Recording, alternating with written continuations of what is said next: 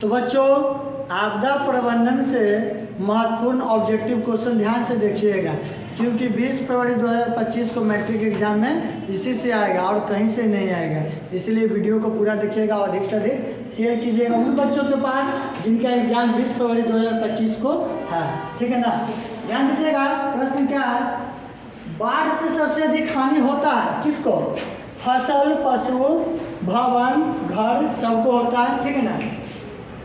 Bhopal gas कांड में कौन सा गैस का रिसाव हुआ था? उस गैस का नाम था मिथाइल आइसोसाइनाइड। भोपाल गैस कांड जो था कैसी आपदा था? कैसी आपदा थे? मानव जनित आपदा। ठीक है ना। भूपटल के नीचे का वह स्थान जहाँ भूकंप का जन्म होता है उसे क्या कहते हैं? भूकंप केंद्र कहते हैं। सभी प्रश्न बहुत ही महत्वपूर्ण है बाबा, इसीलिए पढ़ लीजिएगा अच्छे से। भूकंप का सर्वाधिक संवेदनशील नगर कौन है? तो भूकंप का सर्वाधिक संवेदनशील नगर है देहरादून। ठीक है ना।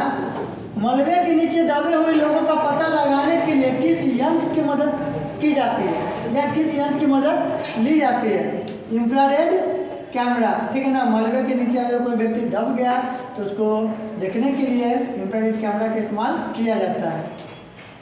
भूकंप की तीव्रता किस यंत्र से मापा जाता है?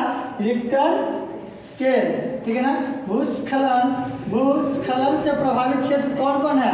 तो भूस्खलन से सबसे ज़्यादा प्रभावित क्षेत्र है जम्मू कश्मीर और उत्तराखंड। इसे आप लोग ध्यान से नोट करिए, चाहे तो स्क्रीनशॉट ले लीजिए। हाँ, तो ध्यान दीजिएगा। 9वां नंबर प्रश्न क्या है? बिहार का कौन सा क्षेत्र बाढ़ से सबसे ज़्यादा ग्रसित रहता है? बिहार का कौन सा क्षेत्र बाढ़ से ग्रस्त रहता है सबसे ज़्यादा? उसका जवाब हो जाएगा उत्तरी बिहार। ठीक है ना। बिहार का स्रोत कोसी नदी।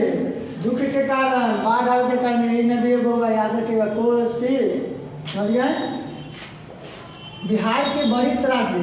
बिहार में सबसे बड़ा त्रासदी किसको माना जाता है? बाढ़ को।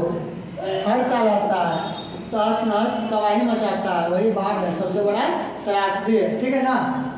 बाढ़ के समय कौन सा स्थान पर जाना चाहिए? ऊंची स्थान पर। ठीक है ना। ऊंचा स्थान पर जाना चाहिए। कृषि सुखाड़ से बचने के लिए क्या करना चाहिए? जल संसाधनों का विकास करना चाहिए।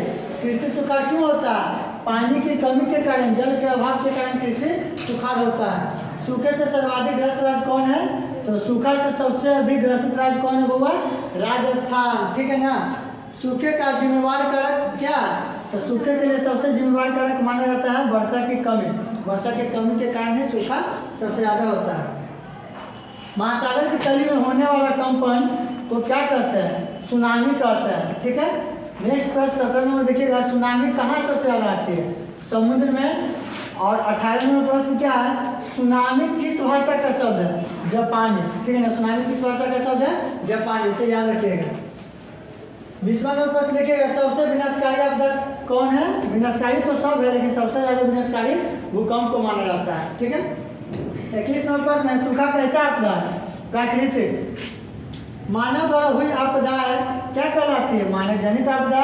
और प्राकृतिक द्वारा हुई आपदा को क्या कहते हैं? प्राकृतिक आपदा। ठीक है। आपदा के प्रकार कितने होते हैं? 2 प्रकार की आपदाएं होती है। भूस्खलन कैसी आपदा है? प्राकृतिक आपदा है, आप लोग याद रखिएगा। भाखड़ा नांगल परियोजना किस नदी पर स्थित है? सतलज नदी पर। और सरदार सरोवर बांध किस नदी पर स्थित है?